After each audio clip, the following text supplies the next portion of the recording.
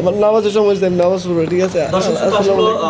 এটাই একটু আগে আমি বললাম যে আমি অনেকজন আলেমের সাথে বৈঠক বসেছি, সেটা নিয়ে তারপরে তারা করে আমি আমার সব কিছু আমি শেয়ার করি তাদেরকে, A to Z যা কিছু আছে। তো আলেম তারপরে মুফতি যারা আছেন সবাই বলেছেন সব কিছু ঠিক আছে, তারপরে আমি সামনের দিকে আগাচ্ছি। যদি এটা না হতো তাহলে তো আমি যেতাম না। আমি তো একজন মুসলিম, আমি তো আর ইসলামের বিরুদ্ধে যেতে পারবো না। জায়েজ না হলে তো আমি এটা করতে পারবো না। অবশ্যই আমি সব কিছু জেনে বুঝে যখন আমি এটা, যেহেতু আমার দীর্ঘ 1.5 বছরের একটা পরিকল্পনা, তো আমি এটা অনেক আলেম মুফতি সবাইকে আমি আমার এই মনের কথাগুলো সব কিছু আমি শেয়ার করে প্রতিটা বিষয় নিয়ে আমি কথা বলেছি, যার কারণে আজকে আমি বাহির হয়েছি। যদি এটা ঠিক না থাকতো তারপরে আমি তো আর বাহির হইতাম না। অনেক আলেম ওয়াজ করছেন, আমরা যেটা দেখছি যে হাদিসে যেটা রয়েছে বর্তমানে যাতায়াতের এত সুবিধা, আপনার সৌদি আরবে 6 থেকে 7 ঘন্টা লাগে যেতে, কিন্তু আপনি 64 জেলার সাইকেলে ভ্রমণ করেছেন, কিন্তু পায়ে হেঁটে 8000 কিলোমিটার রাস্তা কেন এটা আসলে পাড়ি দিচ্ছেন সেটা একটু ক্লিয়ার করবেন। আপনি তো চাইলে 6 ঘন্টা যেতে পারেন। আসলে আমি প্রথমে বলেছি, আমি অনেকবারই একটা কথা বলেছি যে আমি সফর করতে পছন্দ করি। তো আমি যখন সফর করি, আমি হেঁটে বা সাইকেলে যখন যাই, আমি অনেক নতুন নতুন মানুষের সাথে পরিচয় হতে পারি। এখন একটা গাড়িতে উঠলাম, আমি তো সব এই পথগুলো যেখানে যাবো এই মানুষগুলোর সাথে আমার কথা হবে না, দেখা হবে না, ঠিক আছে? তো ওইখান থেকে আমি অনেক কিছু, আমার ভালো লাগে মানুষের সাথে, নতুন নতুন মানুষের সাথে পরিচয় হতে। তারপরে আমি প্রকৃতির খুব কাছাকাছি যেতে পারি। আমার কাছে আমি ওইভাবে যেই ফিলটা পাই এই গাড়িতে বিমানে, এইভাবে আমি ওই ফিলটা পাই না। আমি মাটি দেখতে আমি এখানে সব রকমের আমার ভালো লাগে আমার কাছে এভাবে সফর করতে, যার কারণে আমি এভাবে সফর করি। আপনি যখন শনিবারে আপনার মায়ের কাছ থেকে বিদায় নিয়ে এসেছেন, আমরা যেটা জানতে পেরেছি সম্ভবত আপনার বাবা নেই। জি। আচ্ছা, আপনার মায়ের কাছ থেকে বিদায় নিয়েছেন, আপনার মা দেখলাম অনেক কান্নায় ভেঙে পড়েছে আপনার জন্য। তো এই যে এই পর্যন্ত আপনার মায়ের সাথে কথা তো নিশ্চয়ই হয়েছে। হ্যাঁ, আসলে আপনার মা আপনাকে স্মরণ করে বা আপনি আপনার মাকে স্মরণ করে? অবশ্যই। আসলে যে পরিকল্পনাটা, এটা আমি আমার আম্মুকে প্রায় আরও 1 বছর আগেই বলেছিলাম। তো আম্মু প্রথম যখন আমি সাইকেলে ঘুরতাম তখন অতটা সাপোর্ট করতো না।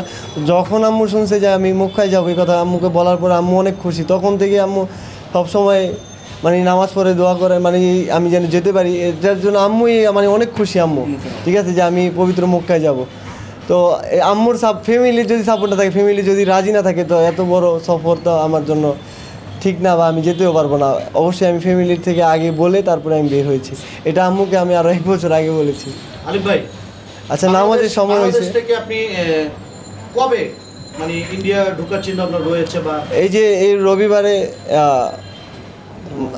আমি পররাষ্ট্র মন্ত্রণালয়ে যাব। মাননীয় প্রধানমন্ত্রী সহযোগী তিনি আমাকে আশ্বাস দিয়েছেন, আমার যেই সব সহযোগিতা প্রয়োজন সব কিছু তিনি করবেন, এই আশ্বাস তিনি আমাকে দিয়েছেন। তো আমি এই রবিবার পররাষ্ট্র মন্ত্রণালয়ে যাচ্ছি, যে সেখানে যে এই ক্লিয়ারেন্সটা প্রয়োজন ওইটা, আর এম্বাসি সবগুলোতে যোগাযোগ করে ইনশাআল্লাহ আমি হয়তো 1 সপ্তাহের মতো আর বাংলাদেশে ঢাকার আশেপাশে থাকা পড়বে। এইগুলো আমি সব কিছু ইনশাআল্লাহ ডকুমেন্টগুলো আমি ক্লিয়ার করে ইনশাআল্লাহ আমি বাংলাদেশ থেকে আর বাইরে হতে আর 5-6 দিন লাগবে। তো এই তৈরি হওয়ার পরে 5-6 দিন, আর যে কদিন লাগে তো হয়তো 2-3 সপ্তাহ থাকা পড়তে পারে। আর এই তো। আচ্ছা, আর হচ্ছে আপনাকে নিয়ে যারা সোশ্যাল মিডিয়া বিভ্রান্ত সৃষ্টি করছে, আলোচনা সমালোচনা দুইটাই, কিন্তু ভালো কাজে দুইটাই আছে, আলোচনা সমালোচনা দুইটাই আছে, তার মাঝে যারা বিভ্রান্ত সৃষ্টি করছে তাদের প্রসঙ্গে কি বলার আছে? আসলে পৃথিবীতে আপনি যত ভালো কাজই হোক, যত ভালো কাজই হোক, এমন কোনো ভালো কাজ নেই যেটার নেগেটিভ সাইড নেই, নেগেটিভিটির মানুষ দেখে না, এমন কোনো নাই।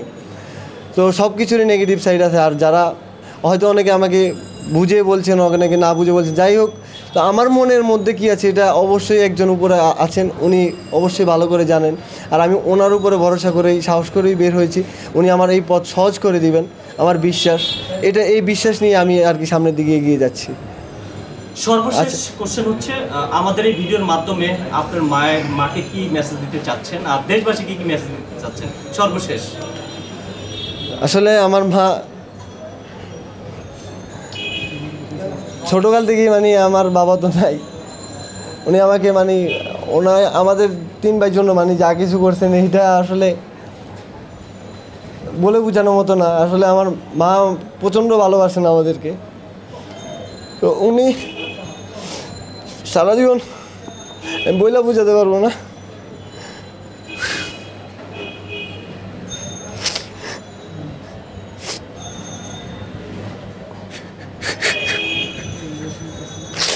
আমার নামাজের সময় নামাজ পড়বো, ঠিক আছে? দর্শক শ্রোতা, আসলে আলিফ মাহমুদ